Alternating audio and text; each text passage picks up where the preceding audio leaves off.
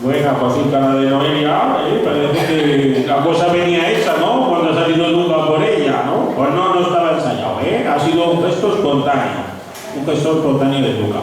Bueno, nuestra siguiente cantadora, pues también viene a nuestra escuela, también era un par de amigos, pero no sé si se había dado el caso aún de que cantase en algún festival.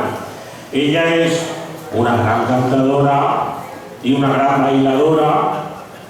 El amor la trajo pues, de Zaragoza a las tierras valencianas y de aquí donde ha fundado una hermosa y bonita familia y bueno, pues aquí ha encontrado el lugar en el que mantenerse vinculada a nuestra Jota y también infundírsela y transmitírsela también a sus hijos, de momento a Martina y quién sabe si a Alex también lo tendremos por aquí en un futuro para la revolución de todos.